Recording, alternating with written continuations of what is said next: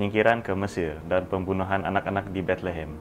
Di dalam Matius 2 ayat 13 hingga 18 berkata, setelah orang-orang Majus itu berangkat, nampaklah malaikat Tuhan kepada Yusuf dalam mimpi dan berkata, bangunlah, ambillah anak itu serta ibunya, larilah ke Mesir dan tinggallah di sana sampai aku berfirman kepadamu, karena Herodes dan akan mencari anak itu untuk membunuh dia.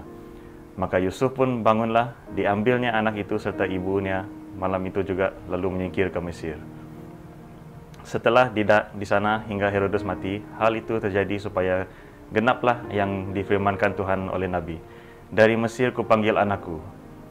Ketika Herodes tahu bahwa ia telah diperdayakan oleh orang-orang Majus itu, ia sangat marah, lalu ia menyuruh membunuh semua anak di Bethlehem dan sekitarnya, yaitu anak-anak yang berumur 2 tahun ke bawah, sesuai dengan waktu yang dapat diketahuinya dari orang Majus itu. Dengan demikian, genaplah firman yang disampaikan oleh Nabi Yeremia.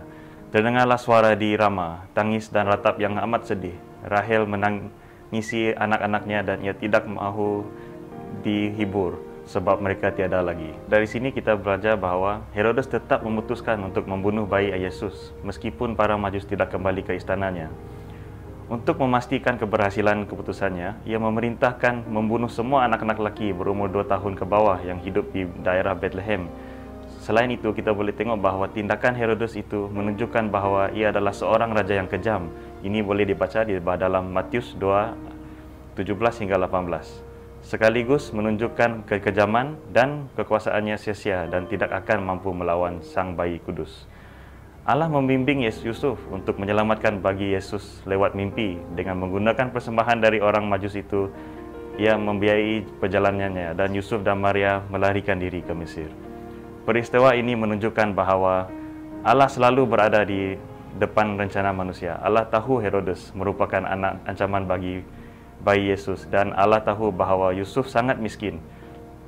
Maka Allah mengirimkan orang Majus dan memakaikan mereka untuk memelihara bayi Yesus. Peristiwa ini juga memperlihatkan kembali kesalehan dan ketaatan Yusuf kepada perintah Allah. Di dalam hidup ini, ada masa yang Tuhan akan memerintahkan kita untuk menjauhkan diri dari sesuatu tempat atau peristiwa yang tidak diingini untuk kebaikan kita. Ia juga menunjukkan bahwa Tuhan senantiasa membimbing kita semua dalam hidup ini.